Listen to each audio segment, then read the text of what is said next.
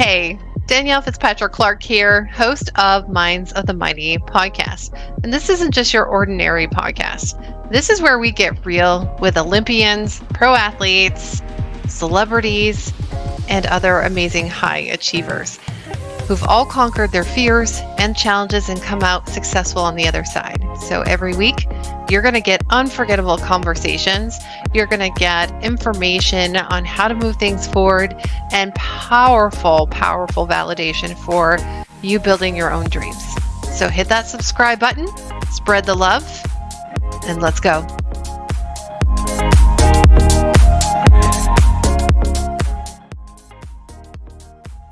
Hey everybody, Danielle Fitzpatrick Clark here, your host of Minds of the Mighty podcast.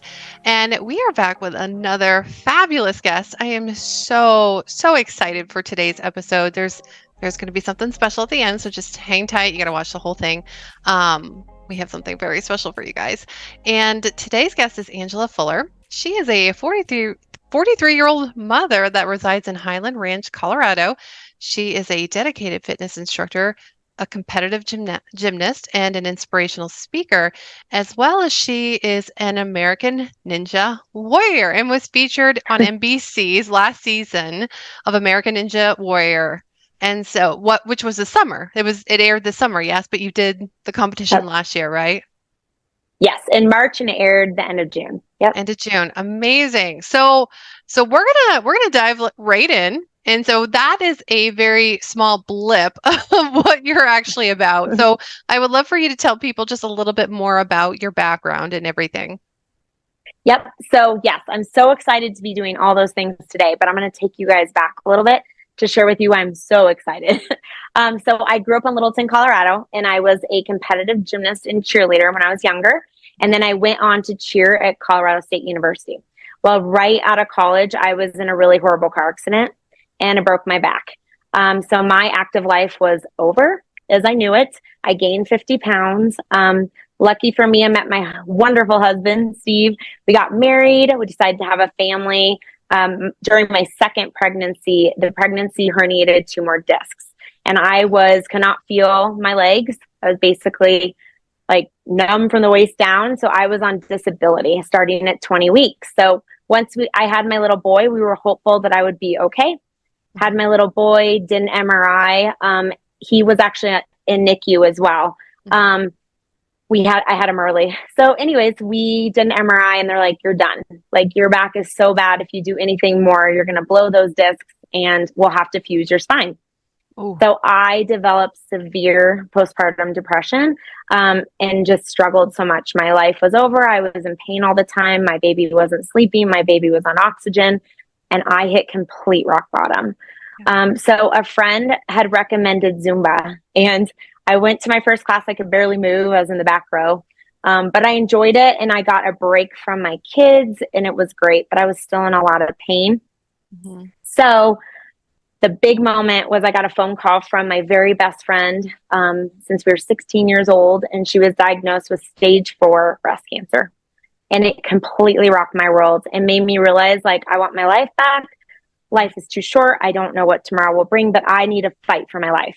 So I hired a nutritionist and I lost the 50 pounds. I was back pain free, doing weight training, HIIT training, all that stuff. Mm-hmm. So I decided, if I can do this, what else can I do? So I decided to start teaching group fitness to help other moms. And I also decided to chase 2 dreams. So I dreamed every night since my car accident of flying and flipping in the air again, because that's who I am, a gymnast. So I first saw American Ninja Warrior. I saw a mom hit a buzzer at 42, and I was like, wait, I could do this. And so I signed up for ninja classes 4 years ago, started training. But if you know, it's really hard to get on that show. Yeah. So while I was attempting to get on that show, I decided also to sign up for gymnastics classes. So I actually started an adult class and I started competing. And last year, I actually competed in a national gymnastics competition in Memphis, Tennessee, against college kids. So that has been, it's been incredible. And then finally this year, on Valentine's Day, I got the call from American Ninja Warrior after 4 years of trying. Yep. There's 70,000 people applied and they chose 200 of us. And I was one of them. So I got to go on the show and fulfill that huge dream. But the really cool part, you guys, is that my hero, my inspiration, lives in LA, and she was on my sideline last year at 2:30 in the morning in the freezing cold watching Yeah. me on the show. So Yeah. that is the whole journey. That's why I'm so excited to be here and share my story with you guys. Yeah. So she gave you the Cliff Notes version, guys. And there's so many good things that we could go into, and I think there's a couple that we're just going to touch upon because they just seem to be, there seems to be a theme with this first season of Minds of the Mighty. So we're gonna roll with it. But I love how you took 4 years. Like, you had the dream and you went to work on it. And I'm sure you started working on it before you tried to get on American Ninja Warrior too. How many years altogether was it for So it the was about dream? 5 years. It 5 years. was 5, yeah. That's Yeah. still like really short. Like, the dream came into Yeah. actualization after you thought of it 5 years later. So just for everyone's awareness, what are some of the things that you did to keep moving that dream forward when it came to your mindset? Absolutely. Because it is 95% your mind, 5% physical. It is very hard. And I shared it actually on social media, the whole journey, which made it even harder, right? Every year I shared, I applied, and every year I didn't get the call. Yeah. But I thought it was really important because that's real life, is that Yeah. we don't usually get what we want the first year. So it was very hard. And every year I cried a lot. It was, Yeah. I didn't, it was really hard. But I knew it's what I wanted. And I just wanted to keep going. And I knew that, what if I didn't, and that was the year, you know what I Yeah. mean? So this last year I even said jokingly, this is my fourth and final. Hmm. I don't know if it really was my fourth and final, but I also am a big vision board person. So I had made a vision board, and it was on there, and I had everything on there come true, but this. And it Yeah. was that one thing, like the dangling carrot, like this was the big dream, the ultimate dream. And I Yeah. think it was so big too, because it's so hard. Yeah. There's also not a lot of older people. I'm the oldest ever from Colorado to be on the show. And so Yeah. it's kind of the unattainable dream that I was like, if I can make this come true, I Mhm. can show the world that anything is possible. I love that. So just so everyone's aware, she she really went for it. So I love that you talk about that, because a lot of times, I think that people have these big visions, but they kind of they give up on them because they just seem too far away. And I don't know if this happens to you, but when I say that I'm going to do something, I can't not do it. It's a very Yeah. interesting feeling, but it's that feeling of like, I know it's really hard and I really want to quit, but I just can't quit. I just have to keep moving forward. Is that kind of how you felt during this process? Absolutely. And I envisioned it. That was the crazy thing, is I was like, I saw myself on the show. Yeah. And so I'm like, I know I'm going to be on it. Like, I can't even explain it. And I even bought this tank top the first year I applied that said American Ninja Warrior, and I put it on a shelf. And I Hmm. was like, I will, like, a visual every Hmm. day that I got my clothes, I could see it there. And I'm like, I will wear that someday. And the Yeah. day I got the call, I shook off the dust, right? For 4 years. Because it sat there for 4 years. Yeah. And I put it on, and I remember just being like, I did it, right? Yeah. And the coolest part was, because I was vulnerable with the world about this Yeah. dream, when I got the call, it was like we all got the call. Everybody who's followed me for 4 years. So that was like, it made it extra special. It wasn't just, it was like showing them that, I'm leading the path. I'm showing you that if I can do it, you can do Yeah. Oh, so there's so many good things. I'm just going to point out a couple. Is that it. um and I love vision boards. I do. I have myself needed something to actually be able to touch that's there, that's a part of the dream, in order for me to keep visualizing. It's so interesting that you got the tank top. Like, yeah, that's probably exactly Yeah. what I would do, because I need something that I could actually touch, that was like, okay, now it's time. So I've done that before with so many things, and I think that's definitely something that helps a lot of athletes too, is just like the visualization, but even having something like tangible in their hands that helps them move towards the dream too.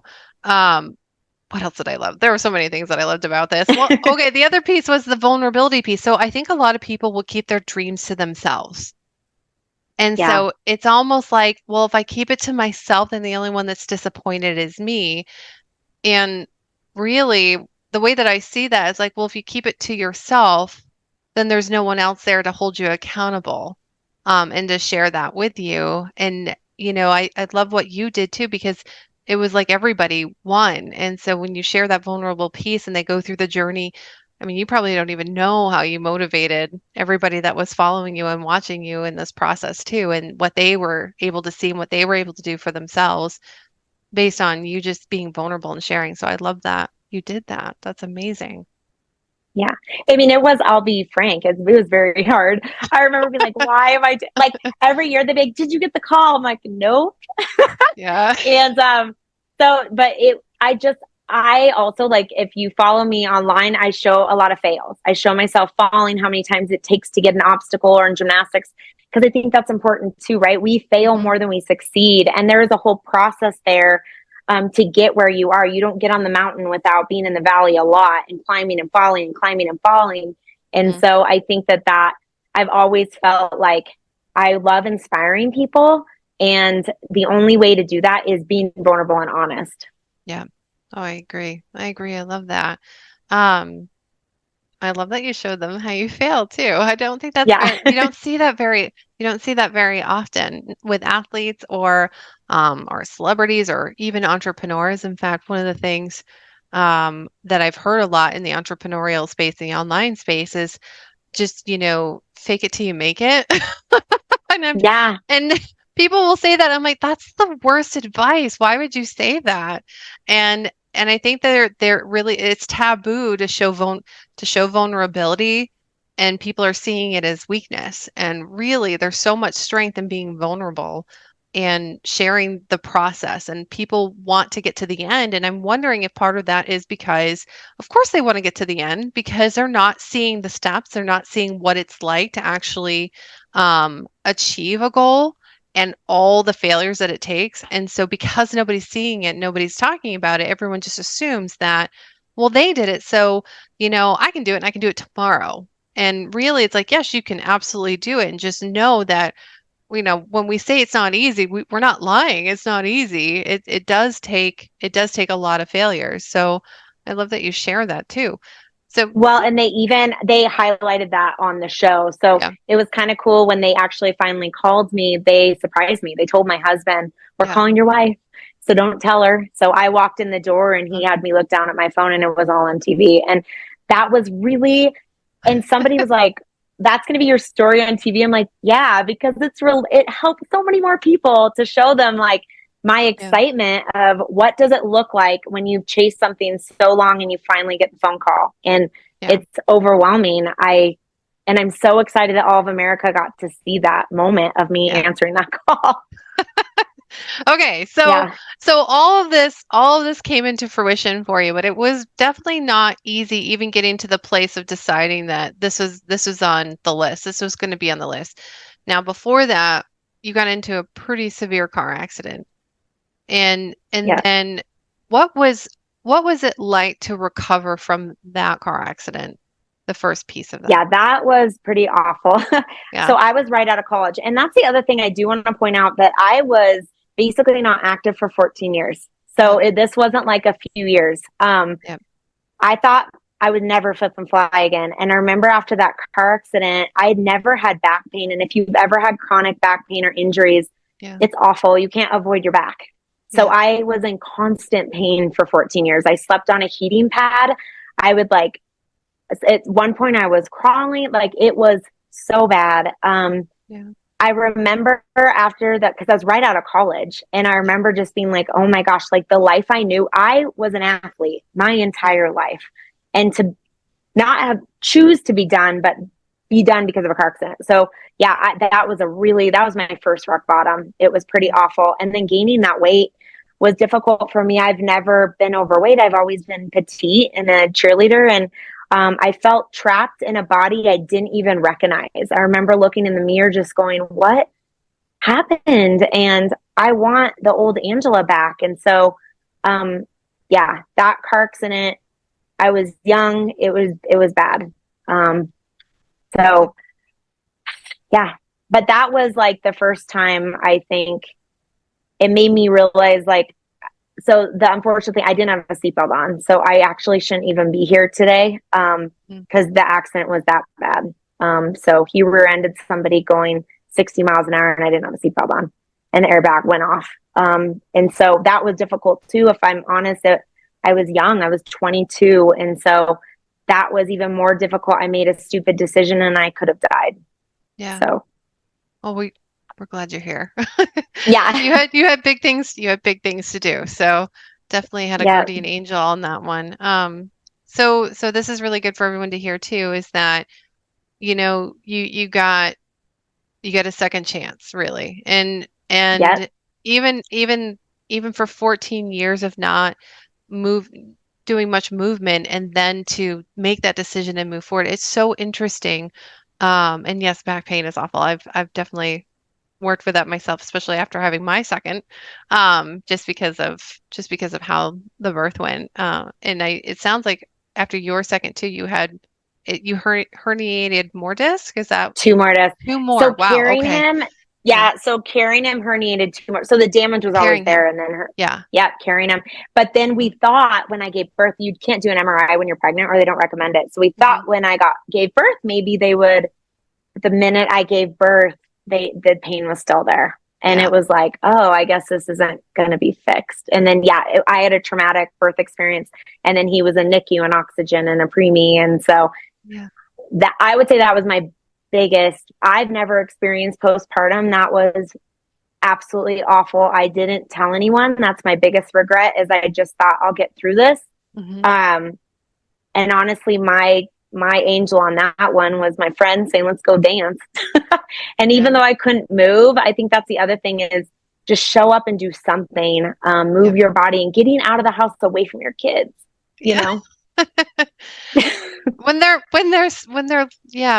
little, it's just it they're yeah, it's a lifesaver. And so movement, I love that you talk about movement too for postpartum, and you had a lot going on. And so your friend said, come on, get out of the house and go to Zumba. Yep.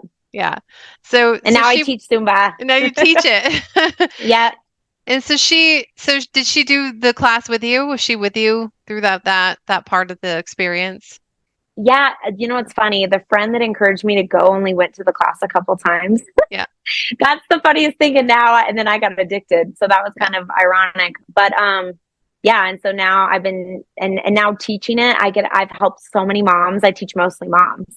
Yeah. And it's like, you've won a gift of an hour where you get to focus on yourself. And that was my other big message, is that, as we get older as moms, we typically live our dreams through our kids, as opposed to chasing our own dreams. And it's so important that we continue to chase our dreams and show our kids that they're important, and to love themselves, and that we're not just a mom. Yeah. Yeah, that's one of the big things that I've been doing with my company and working from home, is that because I have three daughters. And so I always want them to see I'm like, just do good things and work hard, and everything works out in your favor. And so it's really great to hear from all the teachers, not just one of them, but every year, all three of my girls, like, they are so sweet and kind and so smart, and they are the hardest working students in the class. I'm like, yes, that's always and I love to hear that. And I'm so proud, because they put in an all-in effort, all three of them. And so when you hear that over and over and over again, I'm like, okay, good. That means I'm showing them the right way. So it's absolutely. And I think it was interesting too on the show there, they allow 15-year-olds now, and I have a 14-year-old. So that was kind of interesting. And I had the moms that would come up to me and be like, which one's your kid? And I'm like, oh no, I'm competing. And I think that was because I was 42. That was so cool. And I remember a couple of them like, why aren't you competing? And they're like, oh, I'm too old. And then I found out they were the same age. I'm like, no, you're never too old. And then having your kids cheer for you with signs is like the coolest feeling. I think it's super important. Yeah. Oh my gosh. Okay. So the experience, so you got the call, and then what is kind of the next steps when you go to American Ninja Warrior? So you get the call, and then you go to the next showing, the next recording? Yeah. Yeah. So you sign your life away. You do. There's so much paperwork. I'm like, what did I just sign? No, I'm kidding. And then actually, you only get a month notice, you guys. So I only had a month notice, and they fly you to LA. And then it's filmed at Universal Studios Hollywood. Yeah. So we stayed at a hotel near the airport, and it's a lot. There's pictures and interviews and videos and basically all the B-roll stuff and all that. And then you meet all the ninjas you're competing with because there's different episodes you film. I was the first night of filming. It had been raining the entire time leading up to us being there, and it was super cold, which we were all a little nervous about. We stayed up a couple nights getting ready to be up because you're up all night. That's the other thing. So you get on set at 6 p.m. and you're on set till 6 a.m. Wow. I was supposed to run at midnight, 11, but it was the first night of filming and there was a ton of delays and stuff that happened. Yeah. And then right before I ran, they did like a union lunch break. So by the time I ran, it was 2:30. And so it was it was freezing cold. It was 38 degrees. It's pretty funny. I've posted one of the videos that they don't show, but it's like, you can see our breath. We're shivering. So when people are on their couches judging, I'm like, oh, you have no idea. Like you are so brave to be on that show. It's so cold. It's the middle of the night. You're kind of delirious. When you come out, all the lights and cameras, I'm so glad I was prepared for that because that's overwhelming. There's so many people, so many, but it was magical. And then I had a virtual sideline, and then you have your in-person sideline. So my virtual were some students and one of my training partners, and then my sideline was my family, my husband, 2 boys, and my best friend and her husband right there. And so that was, seeing them when I walked out was the coolest part. My night of filming was a little difficult. There was a lot of falling. The obstacles were wet and frozen by the time I ran. So, but I think the coolest part at my age was I made it getting there, and I was just so excited to be there. And I remember after not crushing the course, the producers were like, oh, well, we're still putting you on TV. I was like, okay. Because they knew like winning's different for everybody. And I won getting there, you know? Oh, that's so amazing. I'm so glad that you got on the TV and everything. So that filmed, or that rolled this summer. So in June. Yeah. What's it been like since? What's it been like since the world saw you on American Ninja Warrior?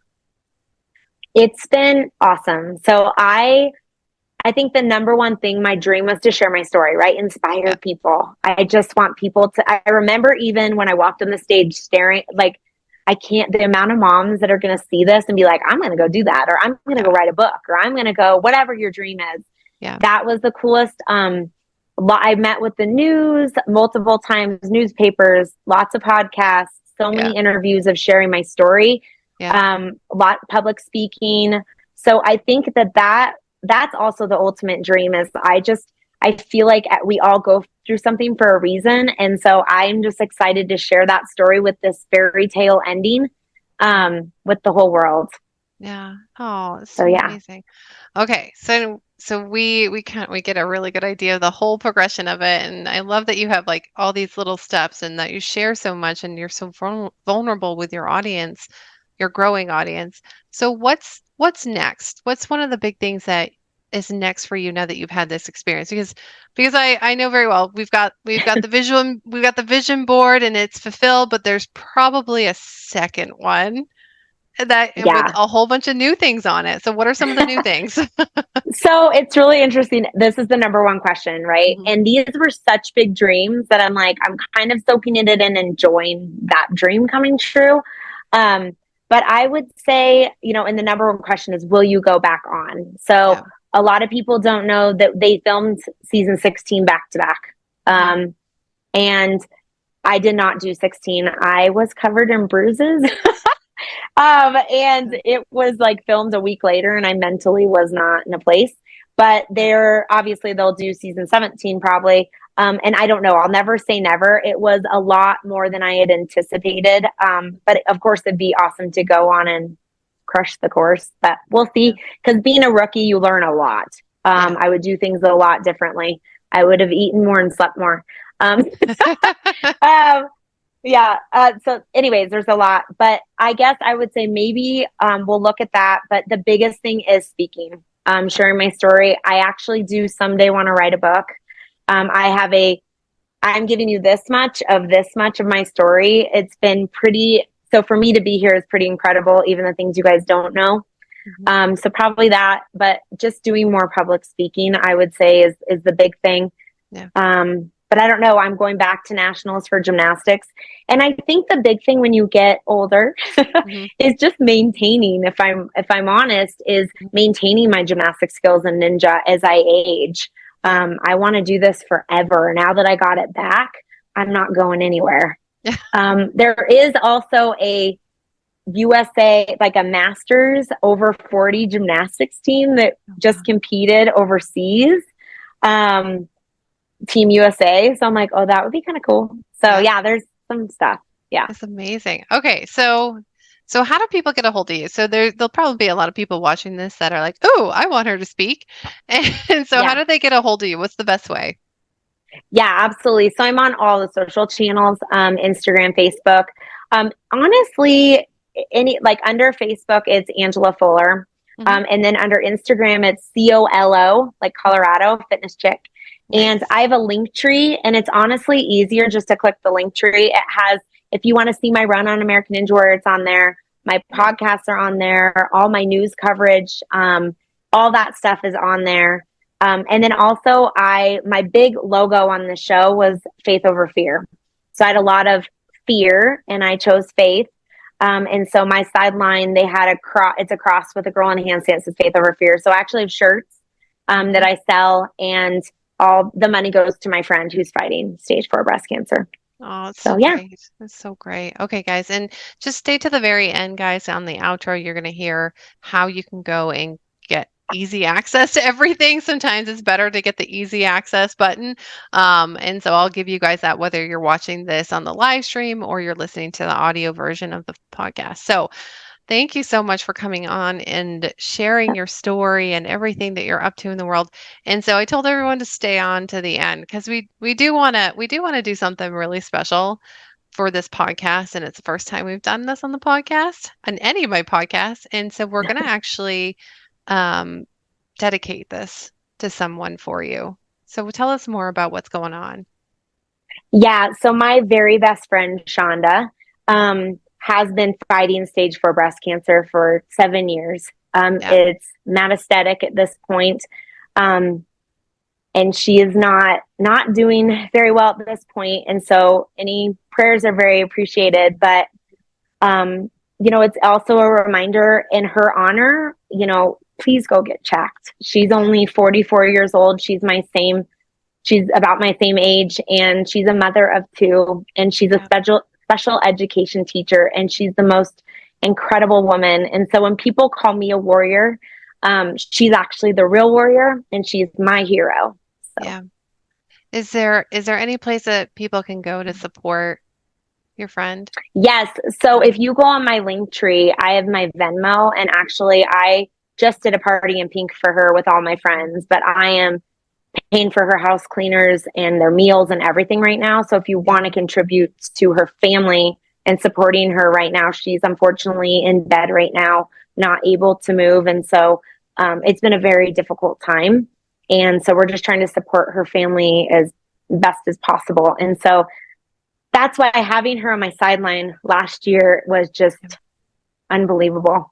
Yeah. To have my hero there. That was the hardest thing, to keep going all these years, knowing that I didn't know if she'd be able to see this dream finally come true that she inspired, and she did. And so it was extra special.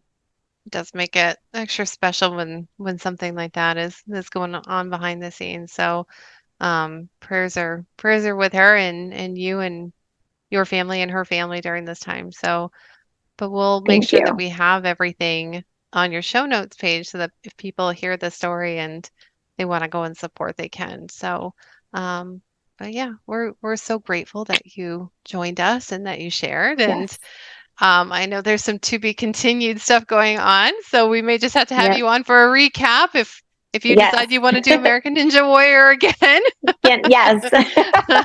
But is there any final words that you'd like to leave the audience with today? Yes. So dream big, like really, really big. That huge dream that you have that keeps you up at night, that haunts you in your dreams, go for it. It's never too late. Do not use age as an excuse. It's not an excuse. Yeah. And never give up. So I know it's hard when you keep getting rejected and told no, or things aren't going the way you thought, but never give up. Just keep going until you fulfill it, because when you fulfill that dream, that feeling, I want you to have the feeling I had. Yeah. It's priceless. Yeah. So good. All right, everyone. You guys heard it from Angela. Dream big. And maybe even dream bigger. Yes, bigger. Yes, dream bigger. I know that's usually what I think. I'm like, can I do this bigger? But that's another episode. I have a feeling there's another episode which is dream bigger. So we'll put that on a to be continued. And thank you so much for joining us, Angela. And guys, just stay to the end. And I will have more information on how you can find Angela and how you can connect with her, and even support her friend, who's her hero, not just a friend, her hero, who's needing that right now from us. So we appreciate you guys for listening and watching. And until next time, bye from us at Minds of the Mighty Podcast. Bye. Thank you. Hey everyone, Danielle Fitzpatrick Clark here, your host of Minds of the Mighty podcast. And wasn't that an amazing episode with the Angela Fuller? So if you guys want to learn more about Angela, and if you want to support her causes, the fastest way to get there is to go to her Linktree account, which is linktr.ee/Angela_Fuller. So you guys can go right there to her Linktree. You guys can also go and check out her show notes page, and we will have those links right there for you guys.